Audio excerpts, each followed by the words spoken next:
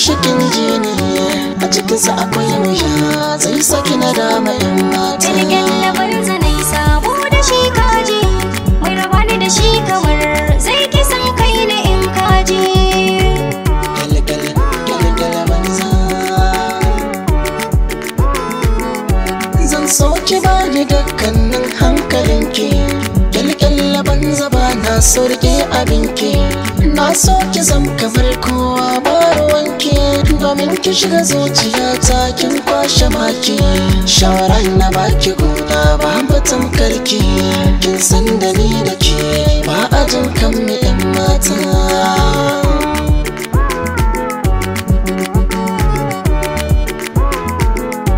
Ita dama in ka samu kai ma sai ka dama, ni ba na san mai damu kar da ka sani na dama. Ka biyo na mashana ka je ko za ka dace kai ma, na fi so ka zamo kamar ni ka kware a nema. A wannan zamani sai ka yi za a yi ma, ni dai ka bar na in rage kyalkyal banza. Kyalkyal banza kowane ɗan adam ta san yana da buri, sanin rayuwa ya sa nazarta gori. Ni fata na shi ne ya zama na shuka kai, domin na san wata rana sai na zamo labari. Kisan ƙaunar ki ta sa na ki so ki canzo shi, roƙon ki na ke ki san rayuwa shi ne manufata.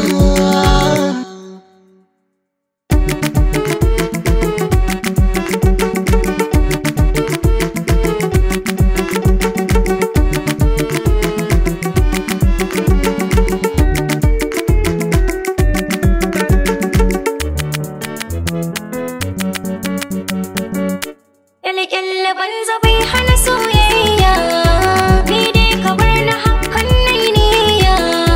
Mace mai aji tana san duniya, mai dukiya ya wuce raini in ka jiya.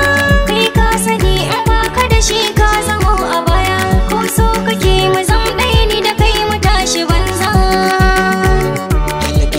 Kyalkyal banza kin san min na sabo kan soyayya, shi yasa na so ki bar kallon duniya. A'a na gini ina san ta duniya, domin ta yi mini komai ita duniya.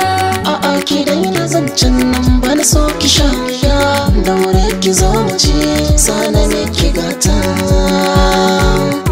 zana ne ki gata. Kyalkyal banza kar ki kula shikin jini a cikinsa akwai wuya zai saki na dama yan mata. Kyalkyal banza na yi sabo da shi kaji, mai raba ni da shi kamar zai kisan kai na in kaji. Kyalkyal banza